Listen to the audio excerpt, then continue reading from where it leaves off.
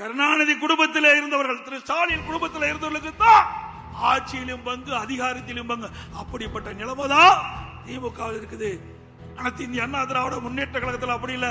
ஜனநாயகம் உள்ள ஒரு இயக்கம். யார் வேண்டாலும் உழைத்தால், கட்சிக்கு விசுவாசமா இருந்தால் உச்சபட்ச பதவிக்கு வர முடியும். திமுக வர முடியுமா? வர முடியுங்களா? ஒரு கிளை செயலாளர் அண்ணா திமுக பொதுச் செயலாளர் வர முடியும்னா அண்ணா திமுக தான் வர முடியும். ஒரு கிளை செயலாளர் எம்எல்ஏ ஆக முடியும், எம்பி ஆக முடியும், அமைச்சர் ஆக முடியும், முதலமைச்சரே ஆக முடியும் அண்ணா திமுக தான். திமுக போல வாரிசு அரசியல் கிடையாது. குடும்ப ஆட்சி இல்ல, மன்னர் ஆட்சி இல்ல. அண்ணா திமுக ஒரு ஜனநாயகம் உள்ள ஒரு கட்சி. ஏழைகளுக்கும் இடம் உண்டு, உழைப்பவர்களுக்கும் இடம் உண்டு. அவர்களும் எம்எல்ஏ ஆவார். கள்ளக்குறிச்சி சட்டமன்ற உறுப்பினர் என்ன மிட்டாமிராஸ் தாரா? பவானி சாகர் சட்டமன்ற உறுப்பினர் மிட்டாமிராஸ் தாரா? சாதாரண குடும்பத்தை சேர்ந்தவர், ஏழை குடும்பத்தை சேர்ந்தவர். அப்படிப்பட்டவர்களை எல்லாம் அண்ணா திமுகவிலே வேட்பாளர் நிறுத்தப்பட்டு வெற்றி பெற்று அழகுபாதிக்கின்ற கட்சி அண்ணா திமுக. அடுத்த ஆண்டு நடைபெற்ற சட்டமன்ற பொதுத் தேர்தலிலே இங்கே வந்திருக்கிற பல நிர்வாகிகள் வேட்பாளராக வருவதற்கு வாய்ப்பு உண்டு என்பதை இந்த நேரத்தில் தெரிவிக்கிறேன்.